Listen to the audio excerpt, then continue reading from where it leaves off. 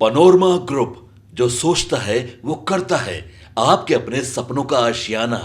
नमस्कार, मेरा नाम ज्ञानेश्वर है और आपने देखना शुरू किया है लाइव सिटीज। मेरे साथ रोज की तरह दिल्ली से जुड़ रहे हैं देश के जाने माने सीनियर जर्नलिस्ट अजीत द्विवेदी जी। अजीत जी, आज बात तेजस्वी यादव की करेंगे, क्योंकि देखिए, मुख्यमंत्री के चेहरे के तौर पर जितने भी सर्वे आए हैं, जो ओपिनियन पोल आ रहे हैं, जो ट्रैकर आ रहे हैं, लाइव सिटीज भी जल्द लेकर आ रहा है, उसमें सबसे आगे तेजस्वी यादव ही दिख रहे हैं। लेकिन तेजस्वी यादव को ही इस सच्चाई का भी पता है कि वे सर्वाधिक पॉपुलर हैं, लेकिन उनके वोट बैंक की असली ताकत क्या है। 32% से आगे कैसे बढ़ेंगे, और नहीं बढ़े तो फिर कहां रुकेंगे? क्या 2020 की तरह भी बने रह पाएंगे? इसलिए तेजस्वी यादव भले कम दिख रहे हो, लेकिन पर्दे के पीछे से राजनीति और वोट बैंक का आधार बढ़ाने की कोशिशें कर रहे हैं। अब उनकी नजर, अब देखिए, कुर्मी को तोड़ नहीं सकते हैं। कुशवाहा वोट बैंक में जो सेंधमारी करनी थी, उसके लिए प्रयास कर ही रहे हैं। मुकेश सहनी को साथ रखा ही है। अन्य अति पिछड़ी जातियों की ओर तेजस्वी यादव की नजर है। दलित राजनीति में राम की राजनीति कांग्रेस कर रही है, और अति पिछड़ी जातियों को उनके हक, उनके आरक्षण के बारे में आंदोलित करने का प्रयास तेजस्वी कर रहे हैं। यह भी कह रहे हैं, सीधे तौर पर नीतीश कुमार पर हमला कर रहे हैं कि वहां जो भ्रष्ट भूंजा चौकड़ी है, अब भ्रष्ट भूंजा चौकड़ी, भ्रष्ट हम कहें न कहें, तेजस्वी यादव की जुबान तो यही है, वह किस तरीके से अति पिछड़ों का हकमारी कर रही है। तो तेजस्वी अति पिछड़ों की ओर बढ़ रहे हैं। सफलता कितनी मिलेगी, नहीं मिलेगी, यह चुनाव बताएगा। और दूसरी ओर कांग्रेस, जो लगातार तेवर दिखा रही है, कह रही है 70 से कम कैसे, 70 से कम यदि हमने लिया तो कांग्रेस के बारे में यह अवधारणा बन जाएगी कि कांग्रेस कमजोर हो गई है, जबकि कांग्रेस का मानना है कि हमारा नेता राहुल गांधी मजबूत हुआ है, अधिक पॉपुलर हुआ है। तो आंतरिक खबर यह है कि जो कृष्णा अलाबारू की टीम है, वह बिहार विधानसभा क्षेत्र में 90 सीटों पर सर्वे करा रही है। मतलब 243 में 90 सीटें चिन्हित की गई है, जहां कांग्रेस को संभावना दिखती है। और अब इस 90 में यह देखा जा रहा है कि ए कैटेगरी, बी कैटेगरी और सी कैटेगरी की सीटें कौन है, फिर दावेदार और उम्मीदवार कौन है। इसके बाद सीट शेयरिंग की बात होगी, क्वांटिटी नहीं क्वालिटी की बात होगी। तो अजीत जी, सबसे पहले तेजस्वी के प्रयास की चर्चा करते हैं।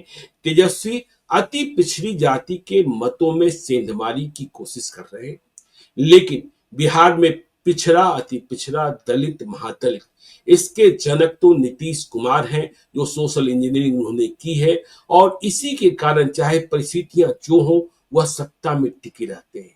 तेजस्वी को कुछ सफलता मिलेगी, 32% से आगे बढ़ पाएंगे। देखिए, मुकेश सहनी घटक दल के नेता है, इस बात को याद रखना हो। हाँ, फायदा मिलेगा आरजेडी के उम्मीदवारों को भी, मुकेश सहनी का परिणाम चाहे जो हो, लेकिन आरजेडी का आधार वोट 32%, उसे कैसे बढ़ाया जाए, इस पर फोकस है। अजीत जी, आप क्या समझते हैं? आपने लगातार देखा है तेजस्वी यादव क्या कर रहे हैं, और किस तरीके से हैंडल एक्स पर भी वह एक्टिव है। अब आपकी टिप्पणी। देखिए ज्ञानेश्वर जी, अभी बिहार में जो सारी लड़ाई होगी, मुख्य रूप से वो अति पिछड़ा वोट की होने जा रही है। दलित और अति पिछड़ा, ये इन्हीं दो वोटों की लड़ाई है। बाकी सबकी राजनीति लगभग सेटल है। बाकी सारी जातियों ने अपना अपना स्थान पकड़ा हुआ है अपने अपने जगह पर। या तो टेक्टिकल वोटिंग करेंगी जातियां कि हमारी जाति का कैंडिडेट जहां से आता है हम उसको वोट देंगे, या एक निश्चित पार्टी के साथ उनका अलाइनमेंट हो गया है। ऑलरेडी वो अलाइन हो चुके हैं। जैसे यादव मुसलमान, आप जो 32% वोट कह रहे हैं, वो तेजस्वी यादव के साथ है, आरजेडी के साथ, और कांग्रेस के अलायंस में वो जुड़े हुए हैं। इसी तरह से मोटे तौर पर फॉरवर्ड जो है, उनका रुझान बीजेपी जेडीयू की तरफ रहता है, और जहां प्रशांत किशोर के कैंडिडेट होंगे वहां उनकी तरफ भी होगा। कुशवाहा मोटे तौर पर बीजेपी के साथ होंगे, चूंकि उपेंद्र कुशवाहा भी उधर है, सम्राट चौधरी वहां के सबसे बड़े नेता हैं बीजेपी के, कुर्मी नीतीश कुमार और कोयरी कुर्मी धानुक, हम तीनों कह सकते हैं कि जेडीयू बीजेपी की तरफ उनका रुझान रहेगा। तो मोटे तौर पर कुछ जातियां जो हैं उनका पासवान, चिराग पासवान के साथ रहेंगे, ये हम लोग सब मोटे तौर पर कह सकते हैं। तो बाकी जो गैर पासवान दलित जातियां हैं और जो अति पिछड़े हैं, उन्हीं की लड़ाई है सारी। और ये कितने हैं, इनकी संख्या इतनी बड़ी है ज्ञानेश्वर जी, मतलब कोई आदमी ध्यान नहीं देता है। जाति गणना बिहार में कराई तेजस्वी यादव और नीतीश कुमार जब साथ में थे, नीतीश कुमार मुख्यमंत्री और तेजस्वी उप मुख्यमंत्री थे, और उसका आंकड़ा था कि 36% अति पिछड़े हैं। तो सबसे बड़ा जो वोट समूह है, सबसे बड़ा जो एक समुदाय है, वो अति पिछड़ों का है, 36% जिसका वोट है। और अब पूरी जागरूकता वहां है। अब ये नहीं है कि कोई आदमी उनका वोट छीन लेगा या लूट लेगा या बरगला लेगा, ये ऐसा नहीं है। मतलब पूरी जागृति है और सत्ता में हिस्सेदारी की चाह भी है। तो अति पिछड़ी जाति के वोट को, 36% वोट को, उस जिसका मालिक अभी तक जो वोट जाता रहा है भारतीय जनता पार्टी की तरफ और उसके बाद जेडीयू की तरफ, उस पर तेजस्वी यादव की नजर है। तेजस्वी यादव बार बार अति पिछड़ों की बात कर रहे हैं। और अभी हम लोग जो ये बात कर रहे हैं, इसका संदर्भ ये है कि अभी मुजफ्फरपुर में 2 दिन पहले उन्होंने अति पिछड़ा समुदाय को लेकर के उनके हितों की चिंता में बात की, और उसके लिए दिल्ली से लोग बुलाए गए थे, कई पूर्व पत्रकार, कई सामाजिक कार्यकर्ता, जो आमतौर पर हम लोग जिस तरह की राजनीति देखते थे राहुल गांधी को करते हुए, कि वो बड़ा इन्वॉल्व करते हैं सिविल सोसाइटी को। तो तेजस्वी यादव ने एक तरह से सिविल सोसाइटी को इन्वॉल्व किया, इंटेलेक्चुअल्स को इन्वॉल्व किया, जर्नलिस्ट को इन्वॉल्व किया। इसमें हो सकता है कि मनोज झा का भी आइडिया हो, मनोज झा का भी उसमें योगदान हो, चूंकि वो जेएनयू, दिल्ली यूनिवर्सिटी और दिल्ली के तमाम इंटेलेक्चुअल्स को जानते हैं।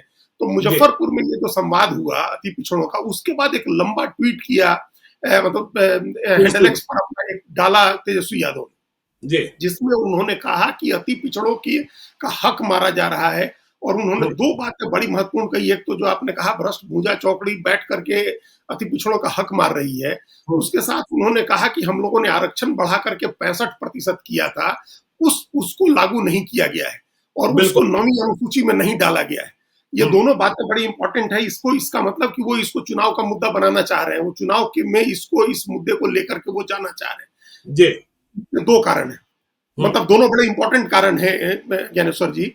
एक तो अगर आरक्षण की सीमा नहीं बढ़ती है, आरक्षण अगर, जैसा कि सुप्रीम कोर्ट ने इंदिरा साहनी केस में एक जजमेंट दिया हुआ है, तमिलनाडु अपवाद है कि आप 50% से नहीं बढ़ा सकते हैं, अगर वो नहीं बढ़ा तो सबकी नजर पिछड़ा आरक्षण जो 27% है उसके वर्गीकरण पर होगी, क्योंकि सब आदमी मान रहा है कि उसका बड़ा हिस्सा यादव ले जा रहे हैं, बिल्कुल उसके लाभार्थी यादव है।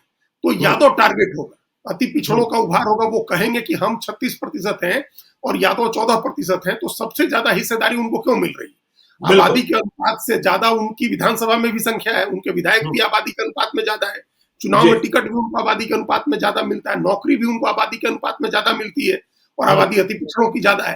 तो एक तो इस पर से ध्यान हटाना है, ये तभी होगा जब आरक्षण की सीमा बढ़ेगी। और दूसरा चूंकि अति पिछड़ा कोई ऐसा होमोजेनस एक कम्युनिटी नहीं है, एक ऐसा एक रूप या समरूप समाज नहीं है जिसमें कोई एक नेता, अनेक नेता है अति पिछड़ा समाज के। जैसे एक नेता मुकेश सहनी है, उसी तरह से एक नए नेता मान लीजिए कि आईपी गुप्ता उभर रहे थे, जो एक बड़ा कुनबा लेकर के अपने चले और उन्होंने गांधी मैदान में बड़ी ताकत दिखाई।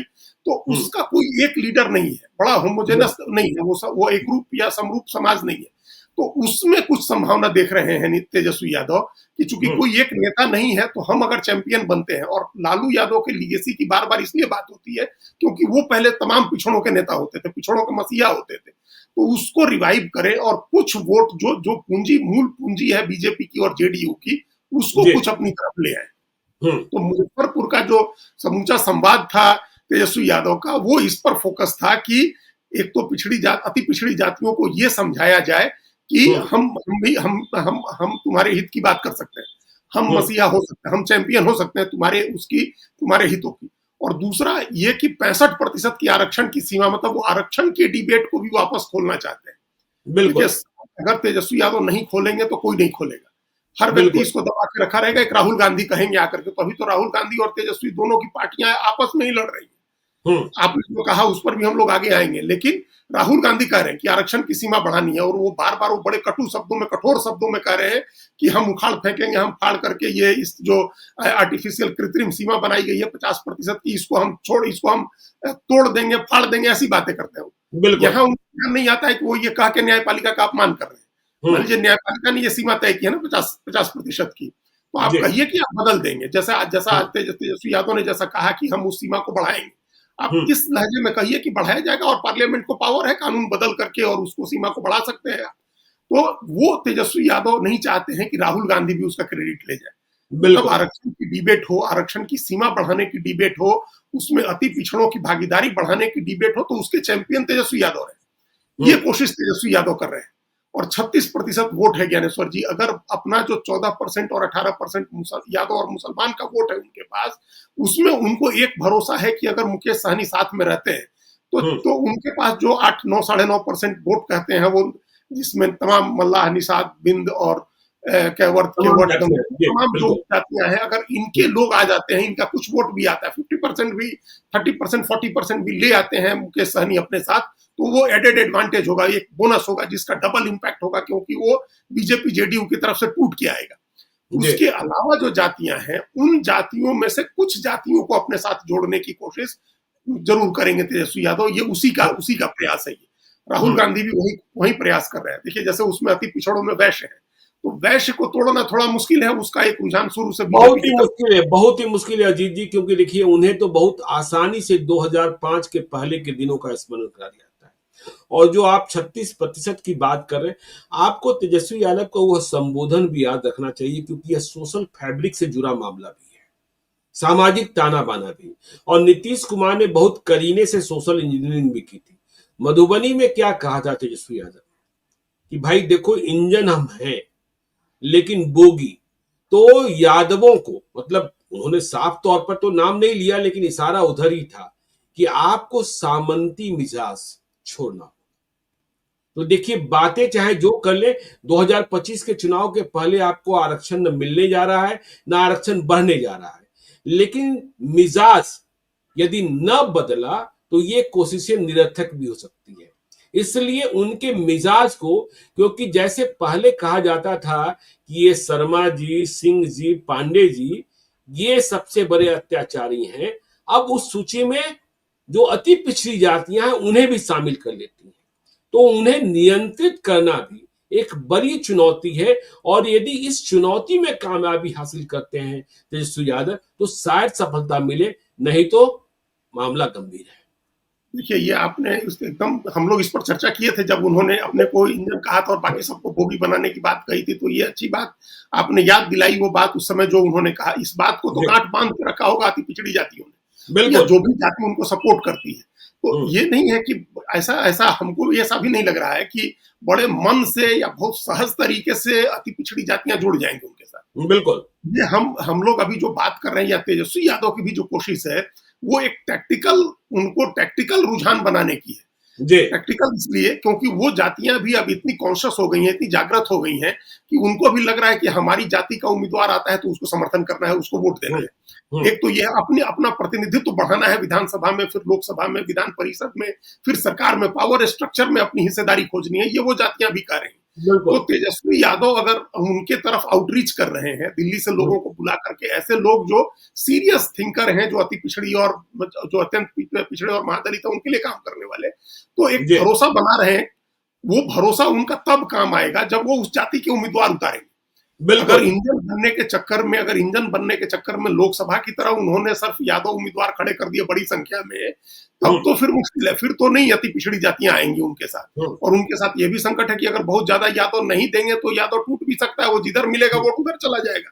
बिल्कुल, तो ये खतरा उनके सामने है, जिस पर हम लोग पहले भी चर्चा की है। लेकिन अभी जो अति पिछड़ा वोट के लिए उनका आउटरीच है, जो पहुंचने की कोशिश कर रहे हैं उन तक, वो इसलिए है कि वो उस समुदायों के ज्यादा टिकट दे सकते हैं। कांग्रेस और वो दोनों मिलकर के, और मुकेश सहनी भी मिलकर के उनके ज्यादा टिकट देंगे। तो टैक्टिकल वोटिंग में वो लोग, जहां उनके पास एनडीए का कैंडिडेट नहीं होगा अति पिछड़ा, वहां इनके अति पिछड़े कैंडिडेट को वोट मिल सकता है, और उसके साथ इनका यादव मुसलमान जुड़ करके उसके जीत सुनिश्चित कर सकता है।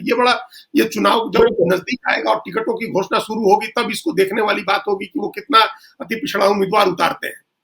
दूसरी जो आपने बात कही थी, ये लालू यादव की जो राजनीति रही है अभी तक की, जो हेजेमोनी की राजनीति है कि हम सबसे बड़े हैं, हम राज करने वाले हैं, वो उस मानसिकता में तेजस्वी यादव भी अभी तक राजनीति कर रहे थे कि हम राजा की तरह रहेंगे, हम आगे रहेंगे और आप लोग हमारे साथ जुड़िए, हम आपका कल्याण करेंगे। जी तो ये अब नहीं चलेगा, ये धारणा नहीं चलेगी। इस धारणा ने बड़ा नुकसान किया है आरजेडी का। और यहाँ हम कुछ आंकड़े आपको बता दें जो हमको लगता है कि पहले भी हमने बताया होगा कभी, जी लेकिन ये आंकड़ा इसलिए जरूरी है। आरजेडी को पिछड़ा वोट तो हमेशा मिलता है, लेकिन बिल्कुल अति पिछड़ा वोट में वो हमेशा पिछड़ती है। जी और बिल्कुल। इस आंकड़े की हम लोग करें 2014 के लोकसभा चुनाव से, उस सीएसडीएस का समय जो आंकड़ा, हाँ, सीएसडीएस का आंकड़ा है। और 2014 के लोकसभा चुनाव में आरजेडी अलग लड़ी थी, आरजेडी कांग्रेस के साथ, जेडीयू अलग अपना लेफ्ट के साथ अलायंस बना करके नीतीश कुमार लड़े थे, और बीजेपी एक अलायंस बना करके लड़ी थी जिसमें रामविलास पासवान, उपेंद्र कुशवाहा, ये दो लोग थे। तो ये उस समय की जो 14 की लड़ाई थी लोकसभा की, 3 अलग अलग गठबंधन लड़े थे, पार्टियां लड़ी थी, उसमें राष्ट्रीय जनता दल को, लालू यादव की पार्टी को पिछड़ों का 49% वोट मिला था। अब बिल्कुल आप सोचिए, एक बड़ा बड़ा हिस्सा था उनका, जी पिछड़ों का 49% मिला था, लेकिन अति पिछड़ा वोट उनको सिर्फ 10% मिला था। अब अकेले लड़ रहे थे, लालू यादव भी उस समय थे ही, अति पिछड़ों के मसीहा थे। तेजस्वी यादव अभी खैर राजनीति में बहुत नहीं उतरे थे, लेकिन सिर्फ 10% अति पिछड़ा वोट मिला था। और उस चुनाव में बीजेपी को पिछड़ा वोट सिर्फ 21% मिला था, लेकिन अति पिछड़ा वोट 52% मिला था। ये एक बहुत बड़ा आंकड़ा है ज्ञानेश्वर जी की अति पिछड़ा वोट बीजेपी और उस समय जो राष्ट्रीय लोक समता पार्टी थी और लोक जनशक्ति पार्टी, इनको 52% अति पिछड़ों का वोट मिला। बिल्कुल। और नीतीश कुमार की पार्टी को 14% पिछड़ों ने दिया था और 18% अति पिछड़ों ने दिया था। अब सोचिए, अकेले लड़े थे तो नीतीश कुमार कितने कमजोर हो गए थे कि पिछड़ा वोट सिर्फ 14% और अति पिछड़ा सिर्फ 18% उनके साथ गया था, और पिछड़ा 49% लालू यादव के साथ गया था। 2015 का जब चुनाव आया, राजद और जदयू कांग्रेस तीनों मिलकर के चुनाव लड़े, तो पिछड़ों का 63% वोट इनको मिला जी, लेकिन अति पिछड़ों का सिर्फ 35% वोट मिला।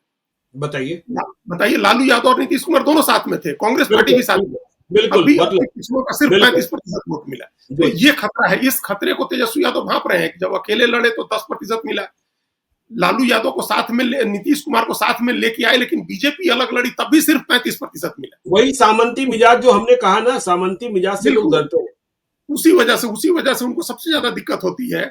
और उस चुनाव में, 15 के चुनाव में बीजेपी अकेले लड़ी थी, तो उसको पिछड़ों का सिर्फ 16% मिला था, लेकिन अति पिछड़ा 42% मिला था।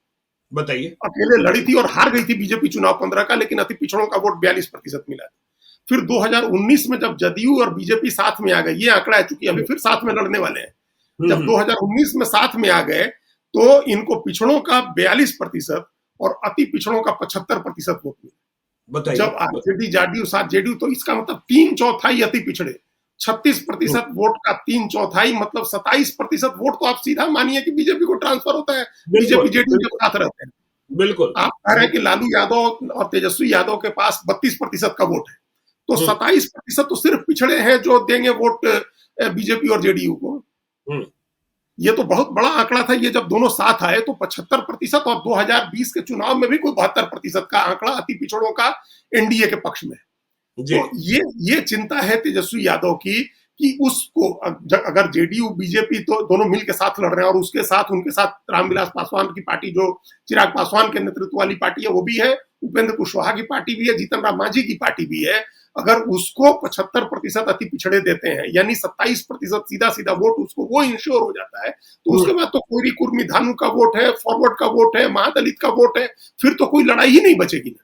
बिल्कुल बिल्कुल। अगर बीजेपी जेडीयू का अति पिछड़ा वोट नहीं टूटता है ज्ञानेश्वर जी, तो कोई लड़ाई नहीं बनेगी। 2019 में 14% अति पिछड़ों का वोट मिला था और 41% पिछड़ों का वोट बीजेपी को, आरजेडी को मिला था।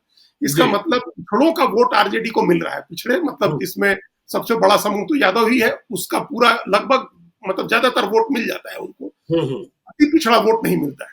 10% से 14%। ये चैलेंज तो है ही ना, और वो हमने कहा ना, पहले मिजाज बदलना होगा। और देखिए, आपने चर्चा में मुकेश सहनी का नाम ला दिया। अब देखिए, मुकेश सहनी भी एक नए प्रकार की सोशल इंजीनियरिंग कर रहे हैं। वो अब मल्लाह राजनीति तो कर ही रहे हैं, मल्लाहों के सबसे बड़े नेता है, लेकिन वो सवर्णों से दोस्ती बढ़ाते हुए दिखाई पड़ रहे हैं।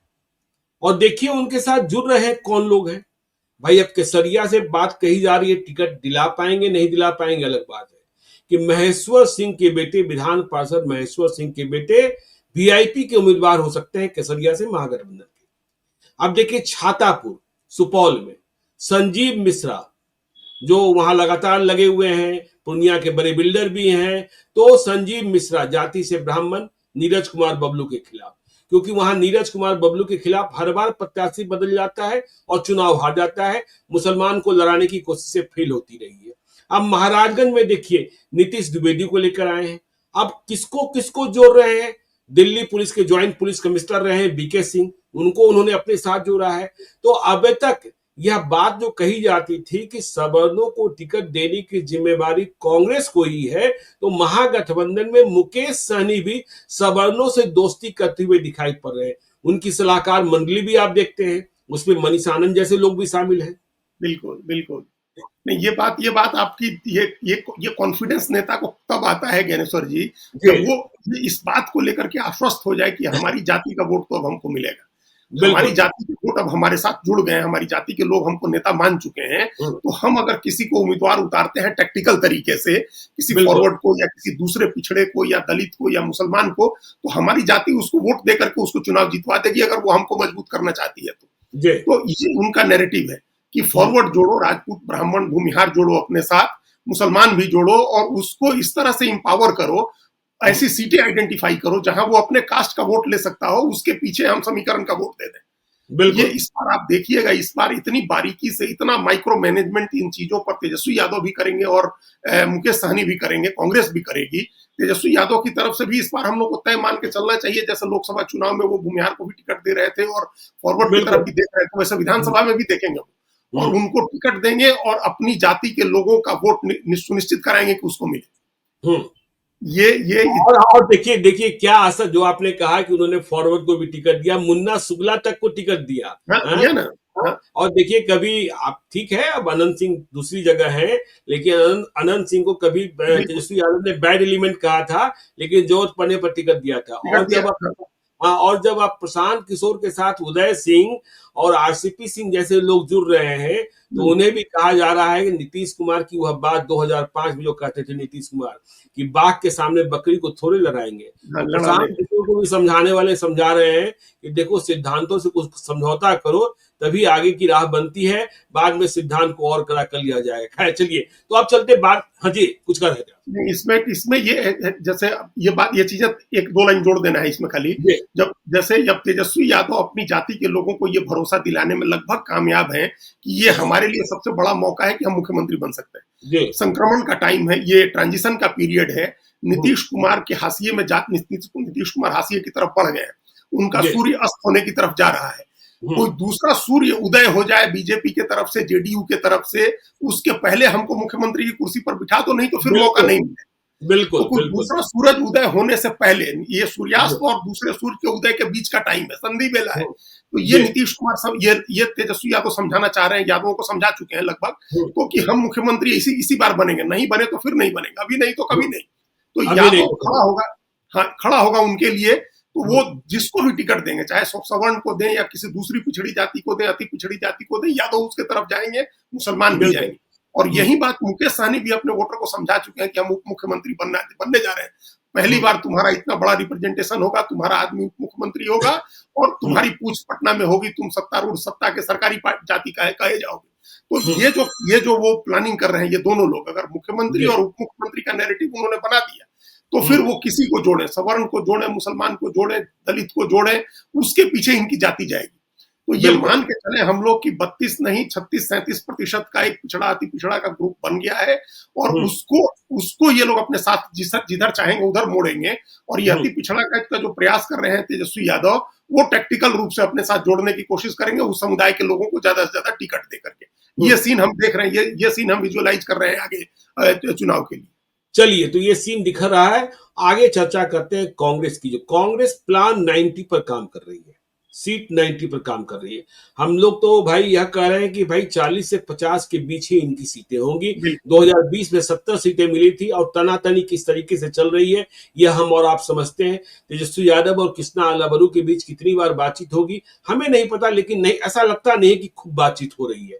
तो कांग्रेस पार्टी ने 90 सीटें चिन्हित की है जहां सर्वे एजेंसियां काम कर रही है, और वहां जमीन कैसी है, संभावनाएं क्या है और हमारे दावेदारों की स्थिति क्या है, इसके हिसाब से ABC कैटेगरी की सीटें आइडेंटिफाई की जा रही है और उसके बाद ही बातचीत होगी। 90 की तैयारी है, 70 2020 में मिला था, तो 50 में बात बनेगी, आपको लगता है? देखिए ज्ञानेश्वर जी, ये तो बड़ा कांग्रेस पार्टी ने बहुत उलझा के रखा हुआ है। कांग्रेस पार्टी की जो जी, तमाम एक्टिविटीज हैं, तमाम जो उनके प्रयास हैं, जिस तरह से राजनीतिक कार्यक्रम उनके चल रहे हैं, वो हुँ, ऐसा कहीं से नहीं दिख रहा है। वो भले मुंह से कह रहे हैं कि हम लोग महागठबंधन में हैं, महागठबंधन से ही लड़ेंगे, लेकिन जी, तैयारी ऐसे हो रही है जैसे अकेले लड़ना है।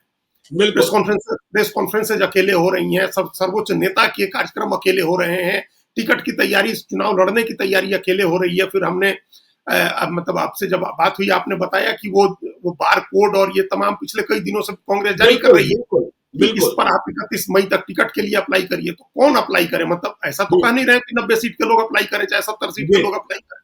हुँ, तो 243 सीटों से आप नाम मंगाइएगा। हुँ, लड़ना आपको तो भाई 70 सीट पिछली बार लड़े थे, तो ये कह के चलते कि इन 70 सीटों पर के लोग अप्लाई करें, तो आप 243 सीट पर एप्लीकेशन मंगा रहे हैं। तो इससे तो कंफ्यूजन होगा ना। उस अपने मन में 1% ही 2% ही कोई उम्मीद बांध ले, तो फिर तो हुँ, वो दूसरे आदमी की मदद नहीं करेगा, आरजेडी का या मुकेश सहनी की पार्टी का या लेफ्ट की पार्टी का। तो ये भी बिल्कुल, कांग्रेस कर रही है। और ये हुँ, 90 सीट की जो तैयारी है, अब मुकेश सहनी और कांग्रेस, इन दोनों में जी, बात उलझी हुई है ज्ञानेश्वर जी। इन दोनों की बात उलझ गई है। दोनों एक दूसरे के खिलाफ दाव पेच कर रहे हैं। ऐसा हुँ, लग रहा है कई बार कि तेजस्वी हवा भर रहे हैं मुकेश सहनी में कि आप कांग्रेस पर दबाव बना दो। बिल्कुल, मुझे भी ऐसा ही लगता है, मुझे भी ऐसा ही लग रहा है। हाँ, तो ये तेजस्वी हवा भर दे रहे हैं उनमें कि भाई अब इसका बड़े भाई मतलब छोटे भाई बन ही गए हैं। मुकेश सहनी भाई बड़े भाई हैं, तेजस्वी यादव खुलेआम कहते हैं कि मेरे बड़े भाई, और अब हाँ, हेलीकॉप्टर में साथ साथ मछली खाते हैं। तो खाते जब हैं, मछली हाँ, खाएंगे तो शुभ शुभ बातें तो करेंगे, एक दूसरे तो के हितों करेंगे। की रक्षा हाँ, तो करेंगे।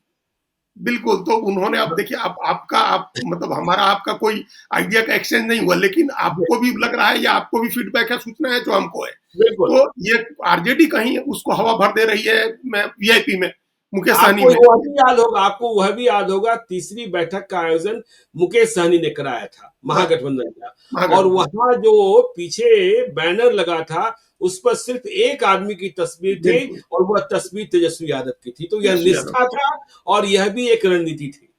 बिल्कुल रणनीति थी और अपनी निष्ठा का प्रदर्शन भी था कि देखिए, मुकेश सहनी को भी उनके वोट चाहिए हैं, जो उनके बिल्कुल, 32% है, वो चाहिए अपने कैंडिडेट के लिए, और बिल्कुल। अपना उनको ट्रांसफर कराना है। तो ये म्यूचुअल ट्रस्ट और एक दूसरे पर भरोसे से होगा। तो हुँ, अपनी लॉयल्टी दोनों एक दूसरे के प्रति दिखा रहे हैं, और लोकसभा चुनाव के बाद ये और सीमेंटेड ही हुआ है, ये कमजोर नहीं हुआ है। जी, लोकसभा चुनाव में जो दोनों की बॉन्डिंग हुई थी, हुँ, तो तेजस्वी कहीं ना कहीं हवा भर दे रहे हैं मुकेश सहनी में कि ये तुम कांग्रेस पर दबाव डालो, और हुँ, इसका बदला कांग्रेस निकाल रही है तेजस्वी यादव पर दबाव डाल के, उनको पिन चुभा रही है तेजस्वी यादव को। तो ये एक जी, साइकिल बना हुआ है। तेजस्वी पोक कर रहे हैं उनको, मुकेश सहनी को, मुकेश सहनी कांग्रेस को, और फिर कांग्रेस तेजस्वी को। ये घूम फिर बिल्कुल। करके ये साइकिल बना रखा है इन लोगों ने। हुँ, कांग्रेस पार्टी की सारा प्रयास ये है कि कम से कम सीटें छोड़नी पड़े। हुँ, 70 में से हम कम से कम सीटें छोड़ें।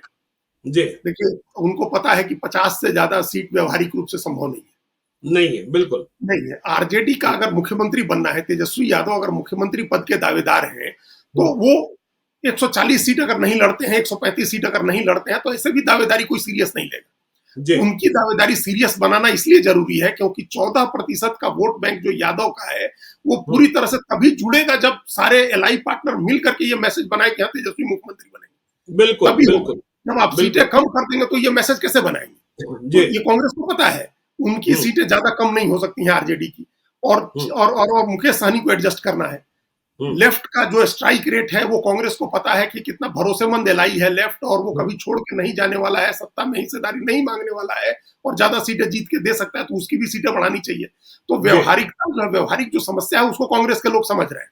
हुँ, तो उनको पता है कि 50 से ज्यादा सीट मिलना मुश्किल है। हुँ, अब उनका प्रयास ये होगा कि 50 से कम नहीं हो, जो आपने कहा ना कि 40 से 50 के बीच, तो ये बिल्कुल। कोशिश होगी कि 50 से कम नहीं हो। हुँ, ये भी चर्चा हो रही है कि 45 दे दिया जाए, 44-45, या जैसे 43 आप सीट लड़े थे 2015 में, आरजेडी और जेडीयू जब दोनों साथ लड़े थे, तो उस तरह का कोई फॉर्मूला निकाला जाए बीच में सीटें देने का, जी, और 25 से 30 सीट दे करके एडजस्ट किया जाए मुकेश सहनी को, और जो सीटें पिछली बार लेफ्ट को दी गई थी, उससे हुँ, कुछ ज्यादा सीटें बढ़ा करके उनको दी जाए। 2, 4, 5 जो भी बढ़ोतरी हो सकती है वो बढ़ा करके दी जाए, और तेजस्वी यादव की पार्टी 135 से 140 के बीच सीट लड़े। 140 बिल्कुल। उनकी कोशिश होगी कि 140 से कम नहीं हो, हुँ, पिछली बार 144 था। तो ये इस चक्कर में दोनों तीनों तरफ से प्रेशर की पॉलिटिक्स हो रही है। हम्म। आरजेडी के कहने इशारे से, मुकेश सहनी की प्रेशर पॉलिटिक्स, मुकेश सहनी के प्रेशर से हिट जब आ रहा है तो उसके हिट से प्रभावित होकर के कांग्रेस की प्रेशर पॉलिटिक्स और कांग्रेस का दबाव फिर आरजेडी पर, ये चल रहा है। और हम लोगों ने एक दिन और चर्चा की थी, अगर इसको जल्दी इन लोगों ने नहीं सुलझाया तो जितना ज्यादा कंफ्यूजन, जितने लंबे समय तक कंफ्यूजन रहेगा उतना नुकसान होगा अलायंस को। तो नहीं, जल्दी आप से कह रहे हैं अजीत जी, आप कह रहे हैं जितना जल्दी नहीं सुलझाया। देखिए, आपको 2020 याद होगा कि आखिर में पंचायत करनी पड़ी थी प्रियंका गांधी। प्रियंका प्रियंका गांधी ने लालू यादव से बातचीत की थी। हम्म। और इस बार जिस तरीके की तनातनी है, आपको क्या लगता है कौन पंचायत करेगा और यह पंचायत कैसे होगी? क्योंकि लालू यादव तो देखिए पर्दे के पीछे में है, अब वह दूसरे तरीके से परेशान भी हैं, स्वास्थ्य कारणों से भी, और कोर्ट का केस मुकदमा यह सब भी चल ही रहा है। राष्ट्रपति द्रौपदी मुर्मू ने भी स्वीकृति दे दी है। तो यह पंचायत कैसे होगी? कृष्णा आलावरू जो तेवर दिखा रहे हैं और जिस तरीके की राजनीति का समा बांध रहे हैं, और जिस तरीके से राहुल गांधी की जो नई मंडली तैयार हुई है, जो उन्हें यह बताने में लगी है कि नहीं, कांग्रेस के बिना कुछ नहीं, तो यह पंचायत होगी कैसे? और इस पंचायत में किसे शामिल होना पड़ेगा? कौन करा सकता है पंचायत? एक कोई मुखिया बनेगा ना? देखिए, हमको जहां तक लग रहा है कृष्णा अलावरू को राहुल गांधी ने दे रखी है छूट कि तुम प्रेशर तेजस्वी यादव पर बनाए रखो ताकि वो हमारे पास बातचीत के लिए आए। बातचीत तो हमारी हमको जहां तक खबर भी है कि मल्लिकार्जुन खड़गे, राहुल गांधी और तेजस्वी के बीच में बातचीत होगी। ये तीन लोग बात करेंगे। राहुल गांधी के साथ 1 to 1 बात होती है तेजस्वी यादव की, लेकिन राहुल गांधी और मल्लिकार्जुन खड़गे से बात तब होगी जब अलावरू पूरी तरह से प्रेशर में ले आ देंगे तेजस्वी यादव को। तेजस्वी यादव प्रेशर फील करने लगेंगे और ये उनको समझ में आ जाएगा कि कांग्रेस की क्या उपयोगिता है। दलित का एक साइजेबल जो सेक्शन है उसका वोट, मुस्लिम का सद्भाव और फॉरवर्ड के एक सेक्शन को कांग्रेस पार्टी अपने साथ ले आ सकती है। ये उनको समझाने के बाद तब उनकी बैठक होगी राहुल गांधी के साथ। और अल्टीमेटली राहुल गांधी इस बात को, देखिए हमको ध्यान है जो अभी सारा जो हेमंत सोरेन के साथ हुआ, हेमंत सोरेन के साथ क्या था कि राहुल गांधी, माफ करिएगा, तेजस्वी यादव उसमें भी अड़ गए थे। और मनोज झा, वहां रांची में मनोज झा ने प्रेस कॉन्फ्रेंस करके कह दिया था कि ठीक है, तो हम लोग इतनी सीटें हमको कबूल नहीं है, अकेले लड़ने की भी बात तक हो गई थी। उसी दिन रात में हेमंत सोरेन ने फोन किया था तेजस्वी यादव को, और हेमंत सोरेन ने अपनी तरफ से फोन किया, पहल करके तेजस्वी यादव को तैयार किया, उनको 6 सीटें मिली।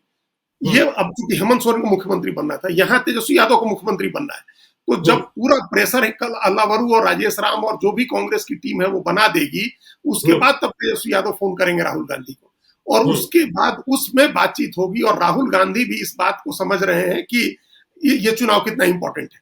तो इसका आशय ये हुआ ना अजीत जी कि इस बार मटन अच्छा बने, इसकी कला सीखने के लिए राहुल गांधी लालू यादव और मीसा भारती के यहाँ नहीं जाएंगे, गठबंधन बचा रहे और चुनाव ठीक से लड़ा जाए, इसके लिए तेजस्वी यादव को राहुल गांधी के पास पहुंचना होगा, तेजस्वी को ही पहुंचना होगा। अपनी तरफ से तेजस्वी पहल करके पहुंचेंगे, राहुल पहल नहीं करने जा रहे, अलावरू पहल नहीं करने जा रहे। अलावरू का काम है दबाव बनाना, तेजस्वी के ऊपर दबाव बना करके उनको इतना वो नीचे ले आना।